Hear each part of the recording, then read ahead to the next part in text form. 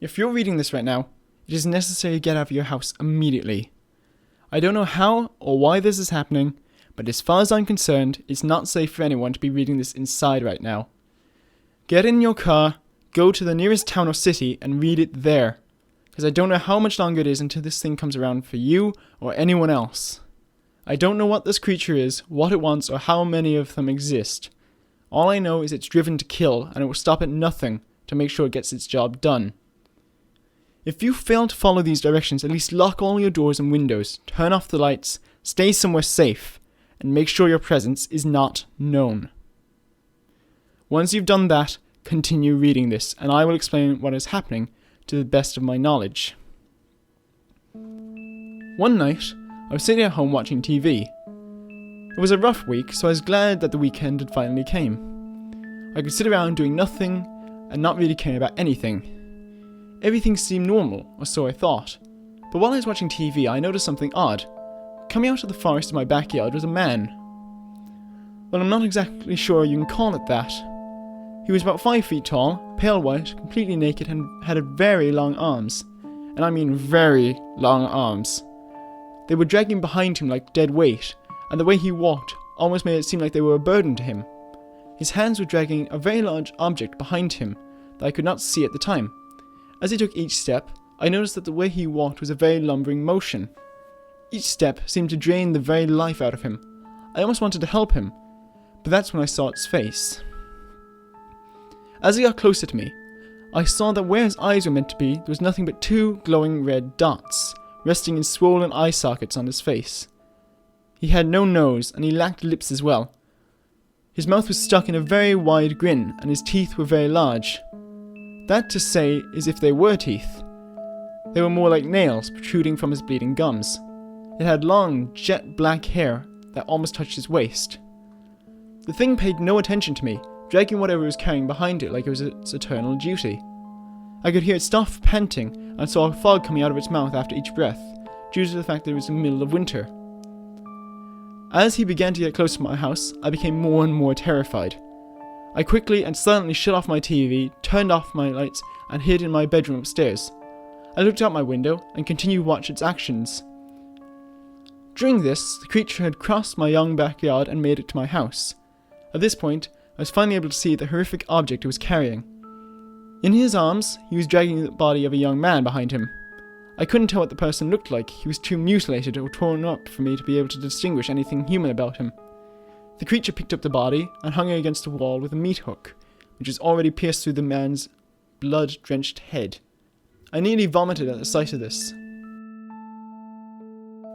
The creature walked backwards, stretching out its arms and letting out a subtle yawn, as if it had finally finished a very hard task. It walked up onto my back porch, its pace quickening after it hung up the body. I waited in silence and terror, the only noise coming from my quickly beating heart pounding against my ribcage. Then it looked up at me, and its smile widened.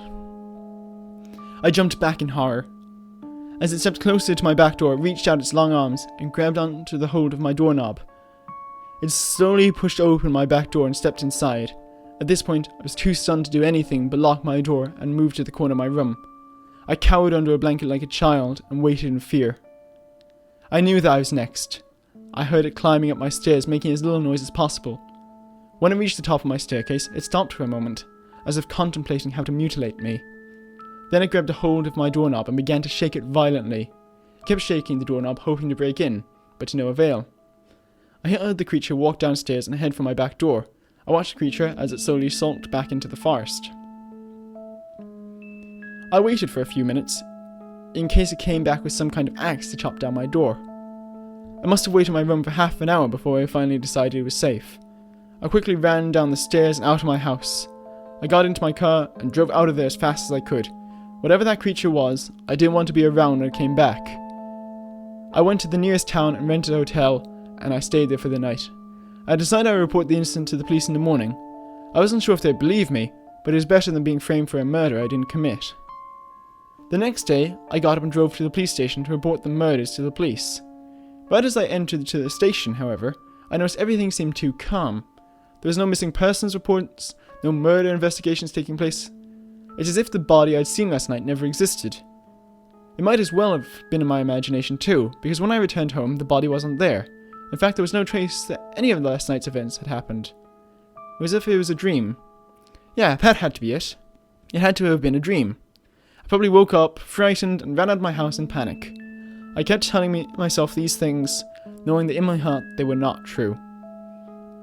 Last night, I locked myself in my room and turned off all the lights as soon as it got dark outside. I wanted to make sure this thing had no idea of my presence. Though it was hard to get to sleep, I finally dozed off. Only for a short time, as I was woken around 1 in the morning at the sound of scratching. I sat up in bed and looked out my window, careful to stay hidden. To my horror, the creature was back, scratching against my wall. It was like it wanted to get my attention. When I looked at my wall, where it placed the bodies last night, I saw 12 more in their place. Each one was hanging in a different gruesome way. 2 people hung upside down from barbed wire wrapped around their ankles. Others were nailed to the wall. One man was hanging from his own intestines, which had been precisely removed from his body. I looked away from this terrible sight, waiting for the creature to put me against the wall with the rest of those people. It opened my back door and entered my house, this time quicker, as if more eager to add me to the collection. He climbed up the staircase and started shaking on my doorknob. He kept shaking it until it finally snapped and the door slid open. I watched as the monster's silhouette silently crept through my door. It knelt down next to me. At this point I was too stunned to do anything, and I just sat there waiting for my fate. It placed its hand on my chin, lifted my head up so I'd be forced to look into its empty eye sockets.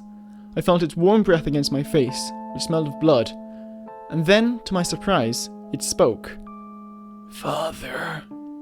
It spoke with a slow, raspy voice. I couldn't believe what I was hearing. This creature was calling me father, almost like a child saying its first words. I never had a son, and I knew if I did have a son, it wouldn't have looked like this. It almost looked sad when it spoke. "Father, are you scared, Father? Why are you scared, Father?" I kept looking at the creature in horror. What the heck was going on? Did this thing really think I was its father? I sat in awe and shock at the horror of this thing. "Father, look outside." It took long, deep breaths between each word, as if talking was a struggle. "I made a gift for you. Do you like it?" I forced myself to look out the window, at the horrific artwork the beast laid out for me to see. The thing looked at me for a moment, as I contemplated my answer. In a shaky voice it said, "Yes, I love your gift." Its smile grew with excitement. It put my head down, and I watched it slowly leave the room. I sighed with relief and moved away from the doorway. Just as I did, however, the creature turned around and looked at me, and said something that still, to this moment, causes fear for my life and everyone else's life. His final words to me are the reason I'm getting this message out to everyone. As he crept out my door for the last time, he said, "It's not done, Father. Stay here. I'm going to get more people." He hasn't returned yet.